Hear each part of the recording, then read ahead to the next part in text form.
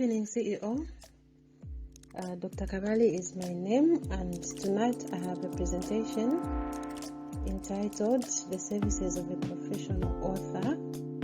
And tonight we are going to look at competencies. Here is my presentation outline. I'll start with the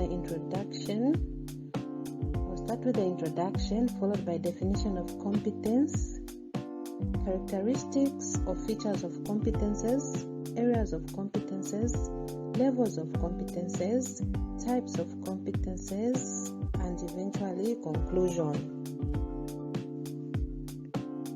My introduction. The cause for which PAS and AFZ exist is to promote common good and quality of human life. Quality of human life can be achieved by providing the following: knowledge, skills, values, wisdom, best practices, competences, and experiences through the books that we write. We have already looked at the knowledge, skills, values, wisdom, and today we even looked at best practices. Today we are looking at competences. So join me in this presentation as I explain what competences are. The definition. Competence is the efficiency in terms of functions, duties, roles, responsibilities, situations, or work. Competence and work are interlinked or related, and work is one of the core values at all levels of our society. For instance, at individual level, at family level, at community level, national, and the entire world. Work is important because it has a direct effect on the cause on which we stand as Professional Authors Zambia and Authors Foundation Zambia, and that is quality of human life. Work is fundamental to the attainment of life, and it will only give us value when it is characterized by competency or efficiency. Now let's take a look at the characteristics of competencies. It is important to understand that competency not only applies to work, but job and career. It is linked to personal development. Competence speaks about how work must be done and what is needed to carry out the work successfully. The level of competence will actually help to measure work. Competences are also used to set standards, to recruit people, or to hire employees. When competences are outlined in an organization, workers will clearly understand what they need to do to be productive. Competences have to be embraced in every setting: homes, communities, organization, politics, and in every sphere of life. Competences can be developed through training or through the individual's capacity to learn, and that's why training and learning must not stop. They must continue. Learning and training is ongoing. Even with PAS and AFZ, learning and training is ongoing. Now let's take a look at the areas of competences. Number one, we have meaning level of competence. People at this level of competence will associate themselves with the purpose of the organization or community. They will ensure they act in line with the values of that organization or community, projecting the purpose of that organization or community. The second one is relation level of competence. At this level, we see people perfecting their ability to communicate and relate with other people in a meaningful, productive, and objective manner. In this case, fallacy will have less meaning. The third one is learning level of competence. At this level of competence, people desire to learn and acquire more knowledge.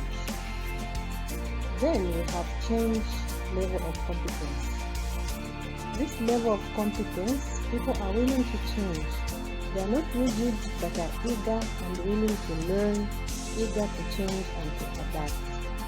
The above mentioned levels also have an effect in what we see in terms of reality, in terms of actual present. Now, let's look at levels of competencies.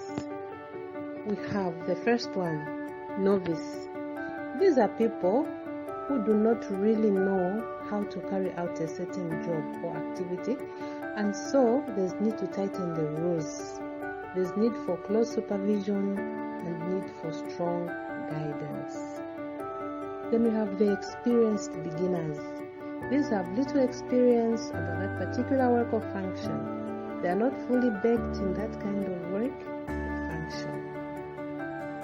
Then we also have the practitioners. These will act cautiously from long-term goals and plans. Then we have the knowledgeable practitioners. These will see situations as a whole and they will be able to act from personal convictions. Then we have the experts. These have an intuitive understanding of the situation and are able to do the work perfectly. They know and understand things very well, and their decisions are usually reliable. Now, let's look at the types of competencies. We have behavioral competencies. Behavioral competencies, these have to do with individuals' capabilities. For instance, talents, problem solving, analytical skills, use of initiative, or effective communication. Then we have competencies.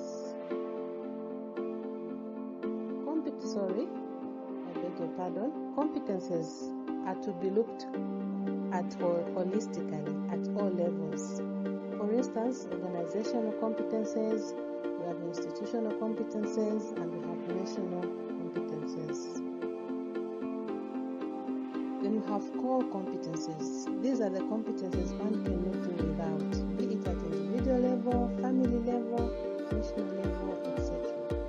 The core competencies are the ones that distinguishes one individual from the other, or one family from the other, or even one organization from the other, and so on and so forth.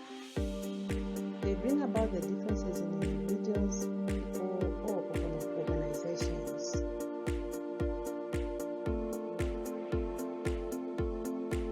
Functional competencies. These have a lot to do with operations and they relate to specific jobs. It is these competencies that drive performance and quality results in individuals or organizations. Management competencies are to do with capabilities that can be used to manage individuals or groups of people. Also, to manage material things, for instance, resources. Personal resources, it can be organizational resources, national resources. We need people with management competencies. Then we have organizational competencies. Organizational competencies are to do with bringing one or two things together so that the organization mission can be realized. They create the environment. And they set the tone for the organization. For instance, there must always be the vision, the mission, the goal, and the values for the organization. Then we have technical competences, which relate to hard skills. Ability to pay attention to details are also competences. We have communication competences, which are abilities to write and speak effectively, ability to state opinions clearly and also explain reasons behind opinions and decisions.